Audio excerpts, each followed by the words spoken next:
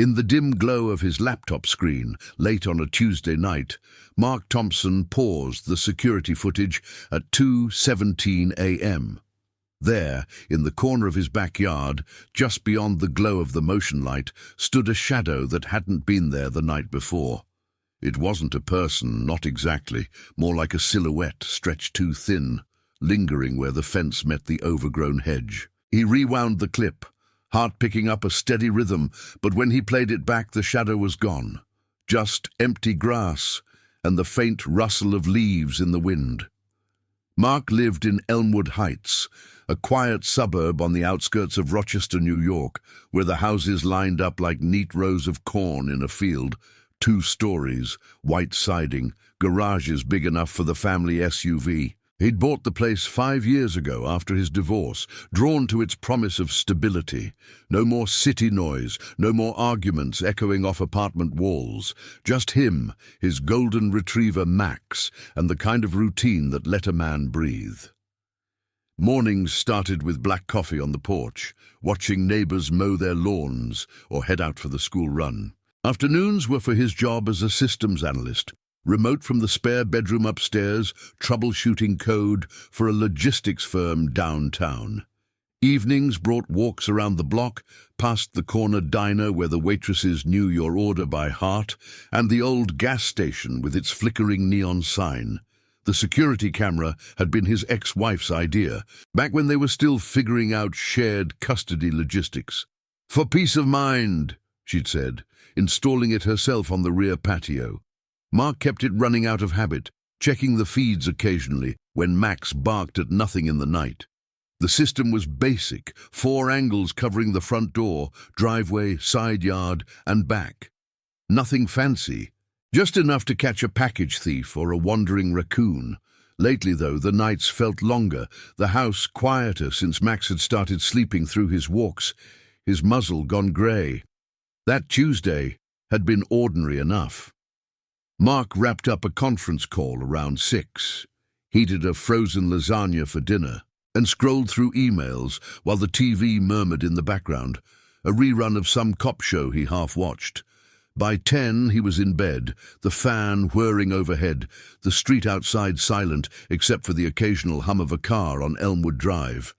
Sleep came easy, dreamless, until the alarm jolted him at 7 the next morning. But it was the email from the camera app that pulled him back to the footage that night, after a long day of debugging a server glitch. The notification had pinged at 2:17 a.m. Motion detected, backyard. Mark figured it was a deer. They'd been bolder this fall, wandering in from the woods beyond the subdivision, but when he logged in during his lunch break, the timestamp showed nothing but stillness. No animal, no wind-blown branch. Just the empty yard, the camera's red light blinking steadily. He dismissed it, chalked it up to a glitch in the wiring. These systems weren't perfect. Leaves could trigger false alerts, or the neighbor's cat might dart through without showing up clear. By evening, though, the unease had settled in like fog off Lake Ontario. After dinner, grilled chicken from the market on Main Street, Mark sat at the kitchen table, laptop open again. He pulled up the archived footage, fast-forwarding through the hours. The front door feed showed the mailman at noon, the driveway empty save for his own truck pulling in at 5. Side yard, birds flitting at the feeder. And then the back. At 2:17, there it was again on the paused frame, a dark shape, humanoid in its vagueness, positioned as if watching the house. He blinked, rubbed his eyes. Rewind. Play. The shape flickered into view for a split second, then dissolved into pixels. Audio picked up a low hum like distant traffic, but Elmwood Heights didn't have traffic at that hour. Mark leaned back, the wooden chair creaking under him. The kitchen clock ticked softly, the only sound besides Max's snores from the living room rug. He told himself it was nothing, a software artifact, maybe the camera's infrared playing tricks in the low light. He'd read about that online once, how night vision could warp shadows into shapes. Still, he couldn't shake the feeling that the figure had been facing the window above the sink, where the curtains hung limp. He glanced up now, the glass reflecting his own face back at him, tired lines around the eyes. The next morning, Wednesday, Mark skipped his coffee ritual and headed straight to the backyard. The grass was damp from overnight dew, the hedge unkempt as always. He'd meant to trim it last weekend, but got sidetracked with work. No footprints marred the soil near the fence, no broken branches, just the ordinary sprawl of suburbia. Mrs. Hargrove's laundry flapping on the line next door, the distant bark of a dog 2 houses down. He tested the camera, waving his arm until the app buzzed on his phone. All clear. At the office, well, his home office, he mentioned it offhand to his co-worker during a virtual break-room chat. Weird glitch on the security cam. You ever get those phantom alerts? Yeah, man, came the reply over the speakers, casual as ever. Update the firmware. Happens all the time. But by afternoon, the doubt crept in deeper. During a quiet moment between tasks, Mark replayed the clip on his second monitor. This time he noticed something else. In the seconds before the shadow appeared, the footage stuttered like a skipped frame in an old film reel. And after? The timestamp jumped ahead by 3 minutes. He paused, fingers hovering over the keyboard. Coincidence, surely. The house was old, wiring from the 80s, prone to surges. Yet as the sun dipped low, casting long shadows across his desk, he felt it, a subtle prickle at the back of his neck, as if the room held its breath. That night he left the laptop open on the coffee table, the feed running live. Max padded over, nosing at his hand for a treat, oblivious. Mark scratched the dog's ears, forcing a smile. The diner was calling. Maybe a burger and some company from the regulars would clear his head. But as he grabbed his keys, the app chimed again. Motion detected. Backyard. 9:42 p.m. He froze, staring at the screen. The shadow was there, clearer now, not moving, just waiting. And for the first time, Mark wondered if it was watching him watch it. Mark didn't move at first, his hand still gripping the keys, the metallic jingle fading into the quiet hum of the house. The laptop screen glowed on the coffee table, casting a blue tint across the living room walls, where family photos from better days lined the mantel. Him and Sarah at the county fair. Max as a puppy chasing a frisbee. The app's alert pulsed softly. The live feed from the backyard camera frozen on that shape. Taller than a deer, slimmer than a person, edges blurring into the night like smoke against the fence. He stepped closer, breath shallow, and tapped the screen to resume. The shadow didn't shift, it just lingered, as if aware of the lens. Easy, boy, he murmured to Max, who had lifted his head from the rug, ears perked but unalarmed. Mark sank onto the couch, pulling the laptop onto his lap. He zoomed in, the pixels stretching the image into a grainy mess, dark against darker. No features, no motion. The timestamp read 9:42 p.m., and the audio feed picked up only the faint chirp of crickets from the woods beyond the yard. No wind, no rustle. He checked the other cameras. Front door showed the empty porch light flickering on automatically, driveway clear under the street lamp, side yard still with the bird feeder swaying gently. Everything normal, except this. He thought about calling the cops, non-emergency line, just to report a possible prowler, but what would he say?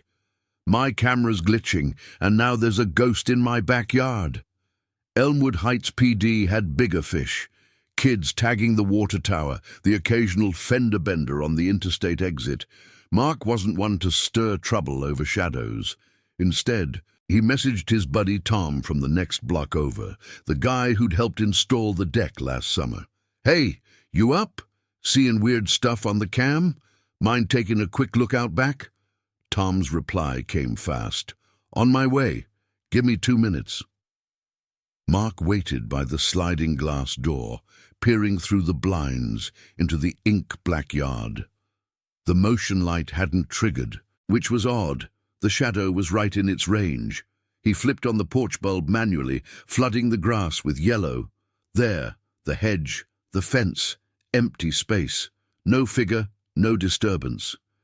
His pulse eased a notch as Tom's silhouette appeared at the side gate, waving casually. "Evening," Tom said, letting himself in with the spare key code Mark had given him for neighborhood watches. He was in his usual after-work attire, faded jeans, a flannel shirt over a Rochester Rebels tee, carrying a flashlight. "So, what's this about a ghost?" Mark chuckled, but it came out strained. "Not a ghost, just watch." He showed Tom the clip on the laptop, the one from 2:17 a.m. first, then the new one. Tom squinted, leaning in, his brow furrowing under the kitchen overhead light. "Huh, that's creepy. Looks like a smudge, maybe, or one of those drone things kids fly at night." He straightened, rubbing his chin. "But yeah, the stutter, that's not right. You got animals out there? Deer sometimes, raccoons, but this doesn't move like that." Tom nodded, glancing toward the yard. "Let's check it out. I'll go round back. You stay here and keep an eye on the feed." Mark agreed, heart thudding as Tom slipped out the door. The live view showed him crossing the lawn, flashlight beam cutting arcs through the dark. He poked at the hedge, shone the light along the fence line. Nothing. Max whined softly at Mark's feet, sensing the tension. After a minute, Tom returned, shaking his head. "All clear, no tracks, no trash knocked over. Probably just the camera crapping out. You should call the company tomorrow, get it recalibrated." "Yeah, maybe." Mark walked him out, the cool October air nipping at his skin. Stars dotted the sky above the subdivision, the kind you could see clearly away from the city's glow. Tom's truck rumbled to life in the driveway, tail lights fading down Elmwood Drive toward the stop sign at Maple. Back inside, Mark double-checked the locks, a habit he'd picked up post-divorce, and poured himself a glass of water from the fridge. The house felt larger somehow, the ceilings higher, shadows pooling in the corners where the lamps didn't reach. Sleep didn't come easy that night. He lay in bed, the fan's steady whir doing little to drown out his thoughts. What if it was a person? Some drifter from the old rail yard on the edge of town, scoping houses for easy breaks? But the figure hadn't approached the patio, hadn't tested doors. It just stood there as if studying. By 3 a.m., he gave up and padded downstairs in socks, the wooden stairs creaking underfoot. The laptop was still open, battery low, the feed dark and silent. He plugged it in, scrolled through the night's recordings. Nothing after 9:42. Relief mixed with a nagging itch, like forgetting a name you knew well. Thursday dawned grey, clouds hanging low over the rooftops. Mark's routine held shower, oatmeal from the microwave, a quick scroll through the local news on his phone. Same old stories about leaf pickup delays and the high school football game. At his desk upstairs, the second-floor window overlooked the backyard. The camera mounted just below. He worked through emails, but his eyes drifted to the app every few minutes, the icon a constant pull. Around noon, during a break, he decided to dig deeper. A quick search on the manufacturer's forum turned up threads about phantom detections, overheating sensors, faulty IR filters. One user from upstate New York described similar skips in footage, blamed it on power fluctuations from the grid. Satisfied, he logged off early, drove to the hardware store on Route 31 for a new surge protector. The place smelled of sawdust and fresh paint, aisles stocked with tools for weekend warriors. The clerk, a retiree with a name tag reading Ed, rang him up. "Security issues?" Ed asked, eyeing the box. "Just upgrading," Mark said. "Better safe." Back home, he installed it by the router in the basement, a dim space with concrete floors, shelves of holiday bins, and the water heater humming in the corner. As he knelt to plug in the cord, something caught his eye, a faint scuff mark on the floor near the stairs, like a shoe print in dust leading toward the bulkhead door. He frowned, tracing it with his finger. Had Max been down here? The dog avoided the basement, preferring the sunny spots upstairs. Mark wiped it away, chalking it up to his own footsteps from last week's laundry run. Still, as he climbed back up, the air felt thicker, the door clicking shut behind him with an unusual echo. Evening brought a call from Sarah, checking in on weekend plans for their daughter Emily's visit. Her voice was warm over the line, the city bustle faint in the background. Horns, chatter from her office in downtown Rochester. "Everything okay?" "You sound off." "Just tired," Mark lied, glancing at the laptop on the kitchen counter. "Work stuff." They talked for 20 minutes. School updates, Emily's soccer tryouts, normalcy grounding him. After hanging up, he grilled a steak on the patio. The sizzle and smoke a small comfort under the string lights. Max begged at his feet, tail thumping. The feed stayed quiet through dinner, through the dishes, even as Mark settled in with a book, some thriller about corporate espionage that now seemed tame. But at 11:15, as he turned out the lights, the chime sounded again. Motion, backyard. He grabbed the phone this time, heart sinking as the screen lit up. The shadow was back, same spot but closer to the house, halfway across the lawn now, the edges sharper, almost defined. And in the audio, that low hum returned, steady, like breathing. Mark didn't rewind. He just watched, frozen in the hallway darkness, wondering how long it had been getting nearer without him noticing. Mark stood in the hallway, the phone's glow illuminating the faded wallpaper his ex had picked out years ago, soft blues and greys that now seemed too confining. The shadow on the screen held its position, midway across the lawn, the low hum filtering through the tiny speaker like a whisper carried on the wind. He didn't dare breathe too loudly, as if the sound might carry through the glass and alert whatever it was. Max padded up beside him, nose nudging his leg, but Mark barely registered it. His thumb hovered over the record button, but he hesitated. What good would more footage do if it vanished like the others? He backed away slowly, retreating to the living room, sinking into the armchair by the window. The curtains were drawn, but he cracked them just enough to peer out, the porch light casting a weak halo over the patio furniture. Nothing stirred in the yard, no branches swaying, no neighbor's sprinkler hissing in the distance. Elmwood Heights was asleep, the subdivision a grid of quiet roofs under the moonless sky. He switched to the full app on his phone, pulling up the archived clips side by side. The 2:17 a.m. blur, the 9:42 p.m. linger.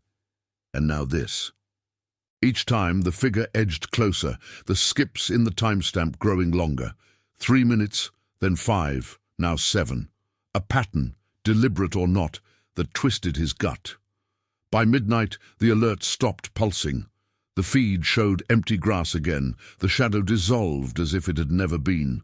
Mark rubbed his temples, the house's silence pressing in. He thought about the basement scuff earlier.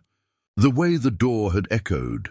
Coincidences, all of them. Stress from work, maybe, the latest project deadline looming. Lines of code blurring in his mind like the footage. He'd pour a drink, something stronger than water, but the liquor cabinet in the kitchen held only a half-empty bottle of bourbon from Tom's last barbecue.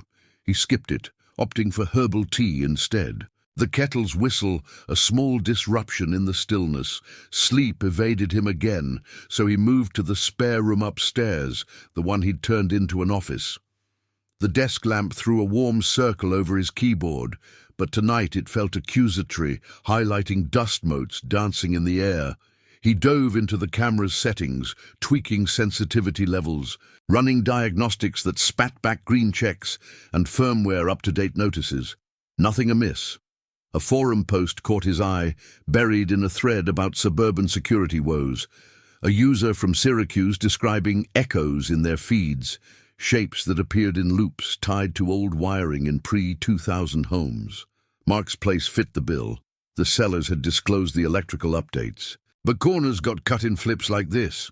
He bookmarked it, then pulled up blueprints of the house from the county site, tracing the camera lines from the backyard mount through the attic to the router. The path snaked past the master bedroom closet, a spot he'd never paid much mind to. On impulse, he grabbed a flashlight from the desk drawer and headed up the pull-down stairs to the attic, the ladder groaning under his weight. The space was stuffy, insulation pink and fluffy between the rafters, boxes of holiday lights and Emily's old toys stacked against the far wall. The camera cable ran taut along a beam, secured with zip ties that looked factory fresh. No tampering, no loose ends. But as he shone the light around, his beam caught something odd. A small vent near the gable. Its grill slightly askew, as if nudged open, dust outlined faint fingerprints, too slender for his own. Mark's throat tightened. He reached out, adjusting the grill back into place, the metal cool against his skin. Probably the previous owners, or settling from the roof. He climbed down, the attic hatch clicking shut overhead, and returned to the office. The clock on the wall read 1:45 a.m.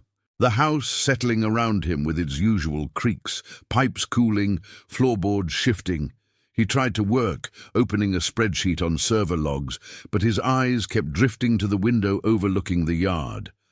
The camera's red light winked steadily below, a tiny sentinel in the dark. Friday morning broke with a drizzle, the kind that turned Elmwood Drive into a slick ribbon of puddles. Mark called in sick, something he hadn't done in months, citing a migraine. His boss was understanding. Flexible hours were the perk of remote life. He spent the morning pacing the kitchen, coffee going cold on the counter. Max followed him from room to room, a loyal shadow of fur and paws. By 10, he was on the phone with the camera company's support line, hold music droning about enhanced security for peace of mind. When a rep finally answered, cheerful voice from some call center in Texas, Mark described the glitches without mentioning the figure. Stutters in the footage, phantom motions, backyard feed mostly. Sounds like interference, the rep said, tapping keys. Could be electromagnetic from nearby appliances, or trees blocking the signal. Will remote diagnose? Send over your logs? He did, emailing the files while she walked him through a reset. The process took 20 minutes, the app going dark, then rebooting with a fresh calibration. That should clear it up, she assured him. If not, might need a tech visit. We cover basics under warranty. Hanging up, Mark felt a flicker of normalcy return. He leashed Max for a walk. The rain, holding off just long enough to circle the block. Neighbors waved from driveways, Mr. Patel hosing off his sedan, the Jensens loading groceries into their minivan. At the corner, the diner's sign glowed invitingly, steam fogging the windows from fresh pancakes. He grabbed a to-go coffee, chatting with Rita behind the counter about the weather. "Fall's sneaking up fast," she said, sliding him the cup. "You look like you could use the caffeine." Back home, the system seemed stable. He monitored the feeds through lunch, a turkey sandwich from the fridge, news murmuring about traffic on I-90. No alerts, no skips. Relief settled in, tentative but real. He even tackled the hedge, shears snipping overgrown branches until the fence line was clear. Sweat beaded on his forehead, the physical work grounding him, Max chasing clippings across the lawn. Afternoon faded into a quiet productivity. Mark logged into work emails, knocking out reports with focus renewed. The basement scuff, forgotten in the daylight, the attic vent, a quirk of the house. By 5, as the sun dipped behind the tree line, he felt almost foolish for the night's paranoia. He ordered pizza from the place on Main, pepperoni, extra cheese, and settled on the couch with Max, a baseball game flickering on TV. The announcer's voice filled the room, commentary on strikes and outs, the crack of bats, a rhythmic comfort. But as the 9th inning wound down, the app chimed on his phone, vibrating against the armrest. Motion detected. Backyard, 8:32 p.m. Mark's fork paused midway to his mouth, cheese stringing from the slice. He opened the feed, expecting a raccoon or the neighbor's tabby. Instead, the shadow filled half the frame, right at the patio edge now, inches from the glass door. The hum was louder, rhythmic, syncing with his pulse, and this time as he zoomed in, the edges sharpened just enough to suggest posture. Head tilted, as if listening. He didn't call anyone, didn't move, just watched, the pizza cooling untouched, the game forgotten.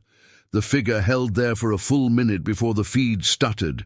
10 seconds skipped, and it was gone. But in that skip, Mark swore he heard it, not through the audio, but in the house itself, a soft scrape from upstairs, like footsteps retreating into the attic. He sat motionless, the weight of isolation closing in, wondering if the camera was catching something or if it was drawing it closer. Mark didn't sleep that night. The scrape from upstairs echoed in his mind long after the house fell silent again, a faint residue like the afterimage of a flash. He stayed on the couch until the game credits rolled, the TV's blue light flickering across the empty pizza box on the coffee table. Max had curled up at his feet, breathing steady, but Mark's own breaths came shallow, measured, as if any sudden exhale might summon the sound back. He muted the phone's alerts, shoving it under a cushion, but the app's presence lingered like an itch he couldn't scratch. By 2 a.m., exhaustion pulled him upstairs, but he bypassed the master bedroom, opting for the office chair instead. The desk faced the window, the backyard a void beyond the glass, the camera's red eye unblinking below. Dawn crept in slowly, Friday's drizzle evolving into a steady patter against the roof. Mark watched it streak the panes, turning the world outside into a watercolor blur. No alerts overnight. At least none that pierced the silence he'd enforced. He brewed coffee strong, the aroma filling the room, but it did little to chase the fog from his thoughts. Work waited, another day of virtual meetings, code reviews, but his focus splintered. During the morning stand-up, his camera on but mic muted, he stared at the shared screen while his mind replayed the footage loops. Colleagues droned about deliverables.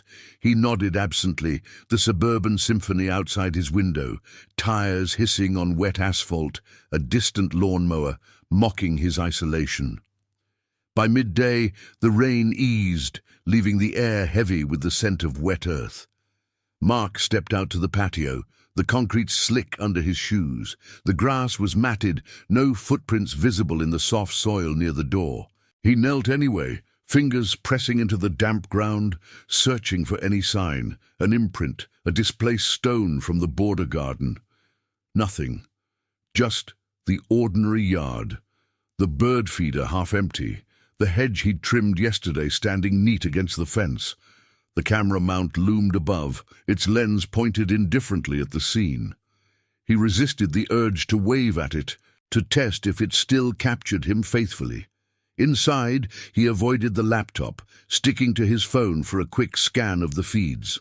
All clear.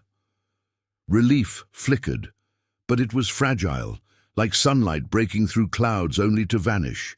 He heated leftovers for lunch, cold pizza reheated in the microwave, the ding a sharp punctuation in the quiet.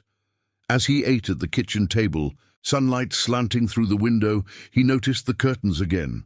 They'd been drawn tight last night, but now one edge hung askew, as if tugged. He reached to straighten it, his hand brushing the fabric, cool and undisturbed. A draught from the vent, he told himself. Houses breathed, settled, lived their own rhythms. The afternoon dragged, emails piling up unanswered. Mark found himself in the basement again, ostensibly to check the surge protector, but really to confront the scuff mark. It was gone, wiped clean, the concrete floor pristine under the bare bulb. He stood there longer than necessary, the water heater's hum vibrating through the walls. The bulkhead door latched firm. Climbing back up, he paused at the top of the stairs listening. The house held its breath, or perhaps he did. In the hallway, the attic pull-down stared down at him, innocent in the daylight filtering through the skylight. He called Sarah again, not for Emily's plans this time, but just to hear a voice from outside this bubble. She picked up on the second ring, her tone bright amid the clatter of her lunch break. Hey, everything all right? You called yesterday, too. Yeah, just checking in. He leaned against the counter, gaze drifting to the backyard through the sink window. House stuff. The old wiring's acting up. She laughed lightly, the sound carrying echoes of their shared past. Sounds like Elmwood. Remember that storm last winter? Power out for days. Get an electrician if it's bad. They talked about nothing. Grocery prices at the Wegmans on Monroe Avenue, the latest on the bills season, normal threads weaving a temporary shield. When they hung up, the quiet rushed back, thicker now. Mark busied himself with chores, laundry in the dryer, dishes stacked neat in the drainer. Max trailed him, a comforting presence, but even the dog's tail wags seemed subdued, as if sensing the undercurrent. Evening approached with a golden haze, the sun dipping low over the rooftops. Mark grilled burgers on the patio, the sizzle a deliberate counter to the stillness, flames licking the grill grates under the string lights. He ate outside, feet up on a chair, watching fireflies wink in the gathering dusk. The app stayed silent on the patio table, screen dark. For a moment, he allowed optimism. A glitch fixed, paranoia unpacked like an old box in the attic. He'd mention it to Tom over beers at the local pub tomorrow, laugh it off as middle-aged nerves. But as twilight deepened, the phone buzzed once, sharply. Motion detected. Backyard. 7:58 p.m. Mark's fork clattered to the plate. He snatched the device, heart slamming against his ribs. The feed loaded. The shadow no longer at the edge, but inside the frame of the patio door, pressed against the glass. Or was it? The image blurred at the edges, the figure's outline merging with the reflection of the house lights. The hum returned, deeper now, resonating through the speaker like a pulse syncing with his own.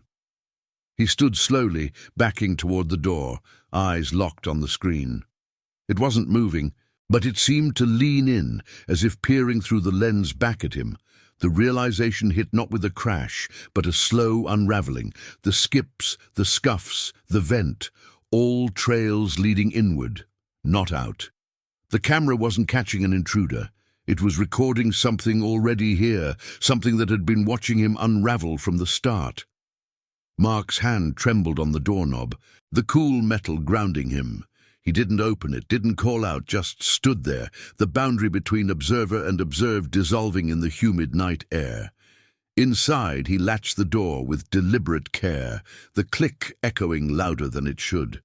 The feeds cycled on his phone, front empty, driveway still, side yard swaying with evening breeze. But the backyard lingered on the last image. The shadow fading into static, the timestamp frozen at 8:01. He turned off the app, powered down the phone, and retreated to the living room. Max followed, settling on the rug with a sigh. Mark sank into the armchair, staring at the mantel photos, the faces frozen in happier frames. Night fully claimed the house, the clock ticking toward midnight. No more alerts came, but sleep wouldn't touch him. He dozed fitfully instead, waking to every creak, every shift of air. In the small hours, as stars wheeled overhead unseen, Mark understood the true unease. Whatever the camera had caught wasn't leaving. It was waiting, patient as the suburbs themselves, for him to look away just long enough. And in the morning, when the coffee brewed and the routine resumed, he'd check the footage again. Not out of fear, but because some part of him now wondered what it would show next and whose eyes would be doing the watching.